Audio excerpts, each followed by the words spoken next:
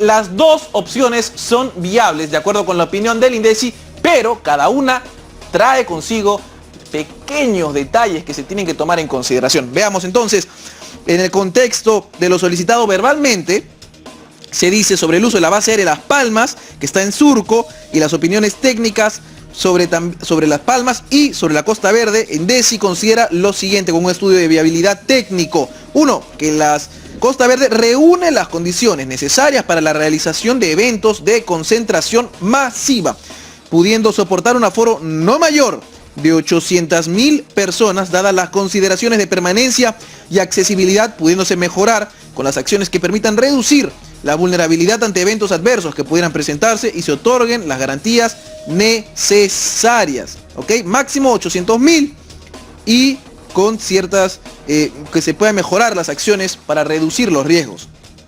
En el caso de la base aérea Las Palmas, según INDECI, se considera viable para el evento en mención. Sin embargo, es preciso indicar que el mayor problema que presentan estas instalaciones en su entorno adyacente son las vías de acceso, que son insuficientemente amplias para el desplazamiento de las personas, y al ser una zona urbana muy densa, es necesario que el plan de contingencia sea elaborado conjuntamente por la Municipalidad de Santiago de Surco, Chorrillos y Metropolitana de Lima, en coordinación con otras entidades involucradas, dándonos a entender que no se ha desarrollado ese plan de contingencia al día de hoy, cosa que sí parecería ser que ha ocurrido en la Costa Verde. Ahora, finalmente, el documento dice que se recomienda cumplir con la normatividad para obtener la autorización y el otorgamiento de las garantías, para lo cual el Instituto Nacional de Defensa Civil, INDECI, se encuentra en las condiciones de apoyar con la asistencia técnica y de acuerdo con la situación ante adversos eventos que pudieran presentarse bajo un esquema operativo funcional denominado el Sistema de Comando de Incidentes, que se aplica a la gestión de riesgos de desastres. Bueno, atentamente, Luis Alfonso Suazo Mantilla, jefe del Instituto Nacional de Defensa Civil de INDECI. Esta carta que ha sido recibida ayer, entonces que ya estaba en posesión del gobierno, entonces que desde ayer nos han podido dar la noticia, y sin embargo tenemos que darlas hoy, 29 de septiembre. Entonces las dos opciones son viables. Hay un aforo máximo nomás en la Costa Verde, y hay un problema de ingreso en la base aérea, en la base Las Palmas. Le damos la bienvenida al arquitecto Arturo Yep, él es decano del Colegio de Arquitectos, y lo primero que queríamos preguntarle es sobre la posibilidad latente aún de que esta gran misa multitudinaria, donde van a haber millones de personas, se haga en la Costa Verde. ¿Usted no está de acuerdo con esto? Explíquenos por qué. Bueno, mire, hemos empezado, cuando hemos explicado este caso, a partir, digamos, del problema de factores de riesgo que algunas personas es probable que no la puedan entender.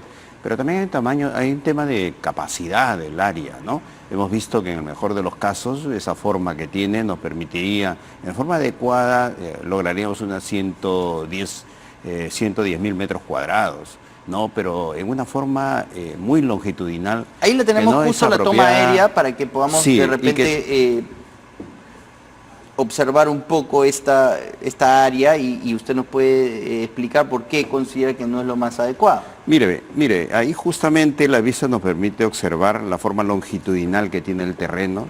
Tendría un ancho máximo de 200 metros. O sea, es muy angosto, es por muy decirlo angosto de una manera coloquial, para el desarrollo de un evento de esta magnitud.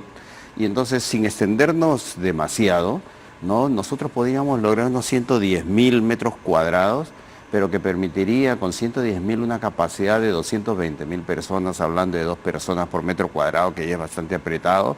Hay que tomar en cuenta que tiene que haber áreas de circulación suficientes, ¿no? No, o sea, todo puede estar compacto. Para usted es inviable, o sea, no entran acá. No entran. El millón y medio de personas. No entran, ¿no? La experiencia es que en Colombia se ha convocado a más de 1,5 millones, entonces acá no va a bajar de 1,5 millones.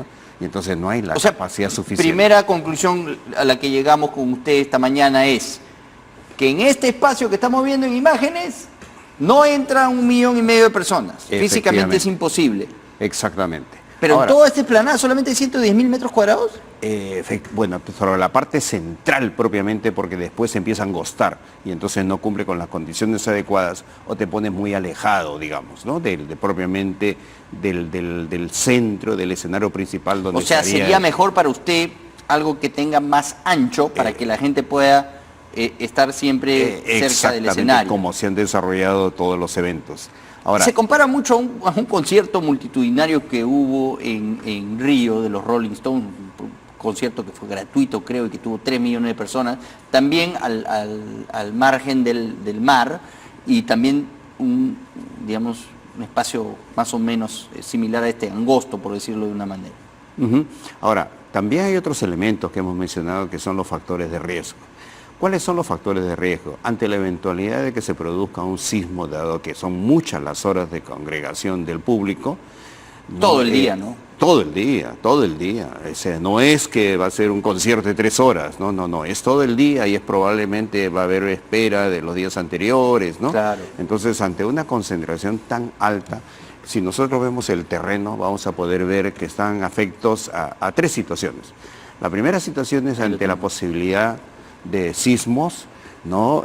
Va a ocurrir desprendimientos. Claro, justo ahí vemos que... Bueno, se ha hablado de las mallas de seguridad, para usted no es suficiente. Pero las mallas de seguridad no es suficiente. Y el público, al ver que empiezan a caer algunas piedras, no van a sentir que están mirando una película. Lo que van a sentir es inmediatamente una reacción de alejarse. Y entonces puede generar estampida. Y recordemos además que estamos hablando de una situación de sismo en donde esas mallas solamente lo que evita es que digamos, se dispare, ¿no? Porque igual va a producir deslizamiento como ocurre hasta el momento. Si damos una mirada a la malla, claro, no es por que debajo caen las rocas. Lo que evita es que le caigan a los vehículos nada encima. más, y podemos ver a lo largo del recorrido todo el desprendimiento que ha ido ocurriendo. Desde ¿Cuáles son las características de este suelo? ¿Es un suelo sedimentario? ¿Qué tipo de rocas hay ahí? No. O sea, los desprendimientos son aparentemente muy fáciles y un movimiento de gran intensidad, yo creo que podría ocasionar que estos deslizamientos caigan, ¿no? Como una avalancha. Exactamente, y más aún en la zona escogida hay edificaciones que están pegadas al acantilado. Pero y además obsérvese que ante la eventualidad de este evento en esta zona, a lo largo del malecón la población se va también a querer posicionar. Y entonces va a haber una acumulación de personas que van a estar a todo lo largo del malecón para gozar de las mejores vistas. Es cierto, pero hay un factor de riesgo. Una cosa es quedarse a contemplar el paisaje 20 minutos y otra cosa es quedarse todo el día. Y una multitud, ¿no? Muy grande, seguramente, que también va a estar ahí arriba, o estaría, ¿no? En caso de que se apruebe esta locación. El otro factor importante es el problema del hundimiento. Ante un sismo lo que hay es un proceso de movimiento de la tierra que produce un fenómeno de compactación o de licuefacción, y entonces estos terrenos técnicamente no han sido, digamos, bien ejecutados en la parte de lo que viene a ser el relleno y la compactación. Todos sabemos la forma informal que se ha producido estas plataformas a través de captar rellenos de las obras que se ejecutan en toda la ciudad, pero no se han hecho de forma técnica. Y yo me atrevo a decirlo porque esa fue justamente la crítica que se le hizo a la Municipalidad de San Isidro cuando me correspondió ser gerente de desarrollo urbano y proyectamos la necesidad de generar una plataforma, y la recomendación es que había que preparar un proyecto geológico y en el cual los escombros que se vayan colocando vayan entrando a una suerte de cerchas, de forma tal que se estabilice el material. Me pregunto si es que estos trabajos se hicieron en este sector. Sabemos que todo eso creció en forma informal, de tal forma de que no es sorpresa para nadie, especialmente para todos los asiduos y los vecinos, que de tanto en tanto hay un proceso de asentamiento en todo el borde de la ribera, ¿no? Por eso mismo hay toda una protección de no acercarse. Si ustedes observan dónde está la vereda que está diseñado y el mismo cerco que han colocado, está contemplando aproximadamente unos 40 metros de protección ante la eventualidad de asentamientos, porque todo eso es una zona muy vulnerable.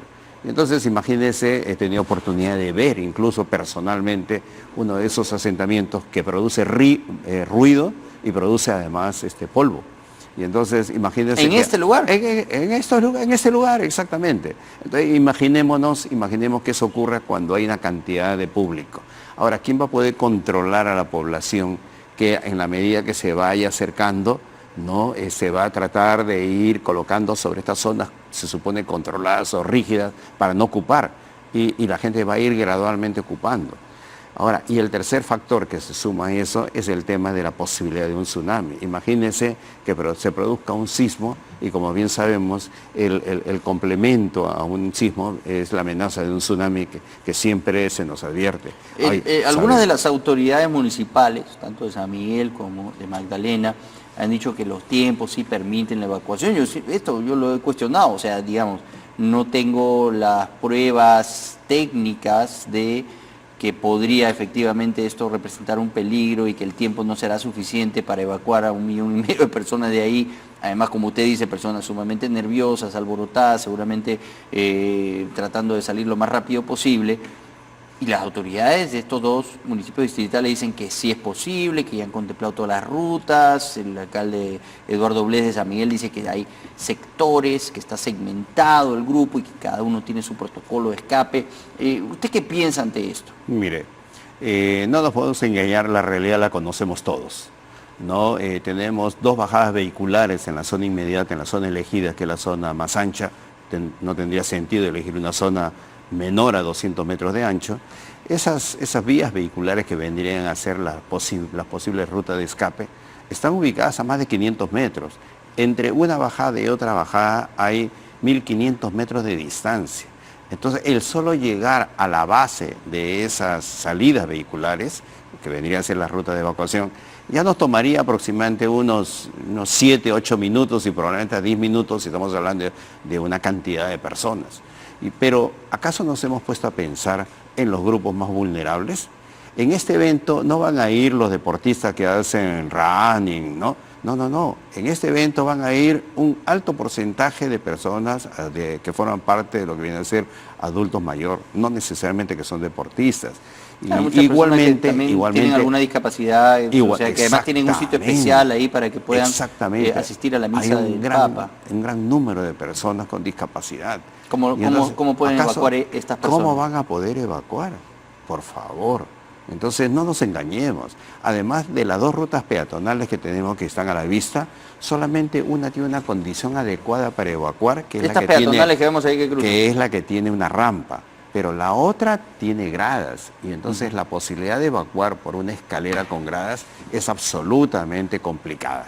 Entonces, realmente no nos engañemos, 1,5 millones no evacúan por 2 rutas que están ubicadas a más de 500 metros. O sea, para usted eso es inviable. Es inviable, realmente, es inviable. Si hay un sismo y la misa está en pleno, se está llevando a cabo justo en ese momento, ¿sería catastrófico según su parecer? Según catastrófico. Entonces estamos hablando de situaciones de riesgo, estamos hablando de aspectos técnicos. Algunas veces se me ha preguntado si aquí existen factores políticos. No, absolutamente no existe ningún tipo de factores, solamente son situaciones de riesgo que corresponde a los técnicos evaluar.